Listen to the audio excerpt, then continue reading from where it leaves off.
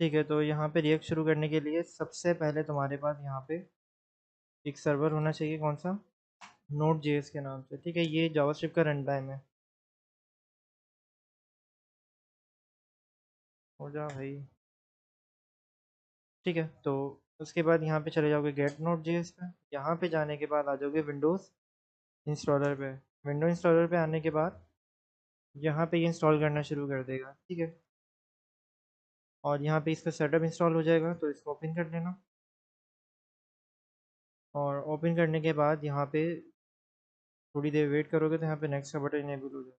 तो नेक्स्ट पे क्लिक करो, फिर इधर एक्सेप्ट करो, और फिर दोबारा नेक्स्ट नेक्स्ट, फिर नेक्स्ट। अब यहाँ पे इस ऑटोमेटिक वाले ऑप्शन पे टिक कर देना। इधर टिक करोगे तो ऑटोमेटिकली पावर शेल भी तुम्हारे पास इंस्टॉल होगा, अगर नहीं टिक करोगे तो नहीं होगा।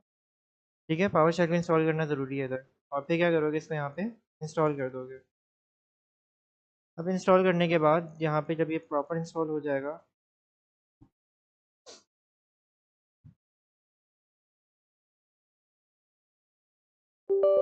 तो इसको यस कर देना यहाँ पे, और हो जा। चलो, हो रहा है।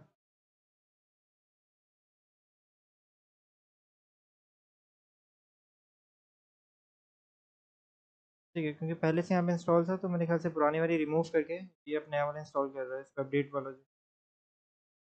ठीक है, और याद रखें यहाँ पे जब भी इंस्टॉल कर रहे हो ना, तो ये लॉन्ग टर्म सपोर्ट वाला होना चाहिए यहाँ पे वर्जन। ठीक है, अगर ये वाला एक बार कर लोगे अपने पास इंस्टॉल, तो बार बार अपडेट करने की ज़रूरत नहीं पड़ेगी।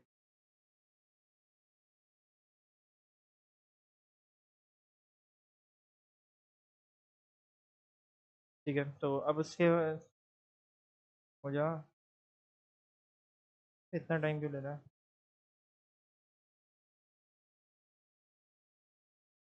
ठीक है, अब उसके बाद यहाँ पे क्या कर दोगे, इसको फिनिश कर दोगे। फिनिश करने के बाद यहाँ पे कमांड ओपन होगा, तो यहाँ पे ये बोल रहा होगा प्रेस एनी की टू कंटिन्यू। एंटर का बटन दबा दो, दोबारा ही आएगा तो दोबारा एंटर का बटन दबा देना। ठीक है, अब यहाँ पे देखो, ये ऑप्शन तभी आ रहा है जब मैंने यहाँ वहाँ पे ऑटोमेटिक वाले ऑप्शन पे टिक किया था, तो पावर शेल यहाँ पे इंस्टॉल हो जाएगा। ये एक चॉकलेटी कोड होता है, पाइथन होता है। पाइथन इंस्टॉल हो रहा होता है इसमें पूरा। चलो, जितनी देर में ये हो रहा है तो मैं कमांड का बता देता हूँ। तो अब क्या करोगे यहाँ पे, आप यहाँ पे फ़ोल्डर बनाने के 2 तरीके होते हैं। एक होता है कमांड से बनाना, दूसरा होता है विजुअल कोड के अंदर से बनाना। डायरेक्ट कोड यहाँ पे पहले फ़ोल्डर बनाओ बाहर, फिर अंदर चले जाओ। तो हम पहले कमांड वाले में बना देंगे इधर। तो हम क्या करेंगे, नीचे सर्च पे जाएँगे और यहाँ पे जाके सर्च कर लोगे कमांड प्रॉम्प्ट। ये पहले से मौजूद होता है हर सिस्टम में। ठीक है, इसको ओपन करोगे तो अब यहाँ पे ये जो आपको दिखा रहा है सी यूज़र, ये अभी लोकेशन दिखा रहा है कि अभी आपका जो कमांड प्रॉम्प्ट है वो कहाँ पे ओपन है। वो यूज़र नाम का फ़ोल्डर है, उसके अंदर कौन सा फ़ोल्डर है यहाँ पे, कंप्यूटर कोरिलेट के नाम का। लेकिन अब मैं चाह रहा हूँ कि जो मेरा फ़ोल्डर है वो यहाँ पे डेस्कटॉप पे बने, तो मुझे कमांड प्रॉम्प्ट को कहाँ ओपन करना पड़ेगा, डेस्कटॉप पे। तो यहाँ पे मैं लिखूँगा CD डेस्कटॉप। ठीक है, जिस तरह मैं लिख रहा हूँ वैसे ही लिखना और एंटर कर दो। अब उसके बाद देखो, ये जो कमांड प्रॉम्प्ट है कहाँ पे ओपन हो गया, डेस्कटॉप पे ओपन हो गया। ठीक है, अब यहाँ पे बनाओगे फ़ोल्डर। तो फ़ोल्डर कैसे बनाओगे, यहाँ पे लिखोगे npm। npm क्या है आपके पास, नोट पैकेज मैनेजर है, जो आपके पास नोट जेएस को इंस्टॉल करते वक्त आता है। ये यहाँ मैं अभी तुम लोग को दिखाता हूँ, तो ये देखो, जितनी भी फाइल्स होती हैं, जितनी भी एक्सटर्नल हमें चीज़ें यहाँ पे लानी होती हैं, तो वो नोट पैकेज मैनेजर ला के देता है मेरी एक के अंदर। ठीक है, अब उसके बाद यहाँ पे स्पेस दोगे। स्पेस देने के बाद यहाँ पे लिखोगे क्रिएट। ठीक है, क्रिएट लिखने के बाद यहाँ पे स्पेस दो, और यहाँ पे लिखोगे वीट। अच्छा, अब वीट क्या है, वीट एक टूल है, फ्रेमवर्क बिल्डर टूल है, जो कि क्या करता है, हमें मदद करता है डिफरेंट फ्रेमवर्क्स बनाने के लिए जावास्क्रिप्ट के। तो अब वीट के बाद यहाँ पे @ और लेटेस्ट लिख दो। लेटेस्ट का मतलब ये है कि भाई मैं वीट जो टूल है मेरा, उसका मैं लेटेस्ट वाला वर्जन यूज़ करना चाह रहा हूँ। ठीक है, क्योंकि इसमें 3 महीने बाद 4 महीने बाद लाजमी अपडेट आती है, तो हर वक्त जब भी फोल्डर बनाओ अपना नया, तो उसमें ये लाजमी यूज़ करना। ठीक है, अब लेटेस्ट लिखने के बाद यहाँ पे स्पेस दोगे, npm create with @latest। अब यहाँ पे रखोगे फोल्डर का नाम। अब फोल्डर का नाम कोशिश ये करना कि कैपिटल लेटर्स में ना हो, या फोल्डर के नाम के दरमियान में स्पेस ना हो, या फोल्डर का नाम जो है वो नंबर से स्टार्ट ना हो। ये जावास्क्रिप्ट के वेरिएबल्स के नेम की तरह है। ठीक है, तो हम क्या करेंगे यहाँ पे, यहाँ लिख दूंगा मैं फोल्डर का नाम माय फर्स्ट ऐप। ठीक है, और याद रहे जब भी फोल्डर बना रहे हो ना तो पहले ये कंफर्म कर लेना कि पहले से ना हो यहाँ पे बना हुआ, तो ये ऑलरेडी पहले से बना हुआ है, तो मैं एफ हटा देता हूँ। अब यहाँ पे क्या करोगे, एंटर कर दोगे। जैसे ही एंटर करोगे तो यहाँ पे ये आपको मेरे ख्याल से वी टूल का बता रहा होगा कि आप वाई पे क्लिक करो, ठीक है। अगर वाई पे क्लिक करने का बता रहा हो तो वाई पे क्लिक करके एंटर करना है। अब यहाँ पे बोलेगा अपना फ्रेमवर्क सिलेक्ट करो, तो देखो यहाँ पे आपके पास सारे फ्रेमवर्क्स आ जाएंगे। इसको टूल को यूज़ करने का ये मकसद होता है कि हम डिफरेंट फ्रेमवर्क्स पे काम कर सकें।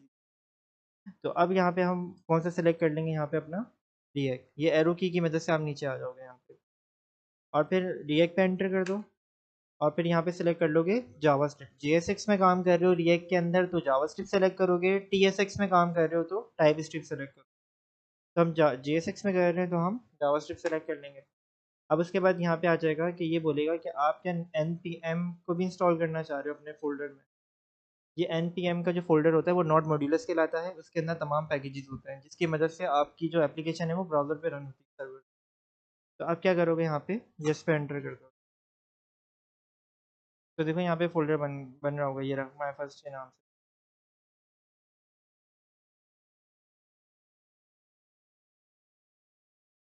ये मैं थोड़ा जल्दी इसलिए बता रहा हूँ क्योंकि ये मैं पहले भी बता चुका हूँ।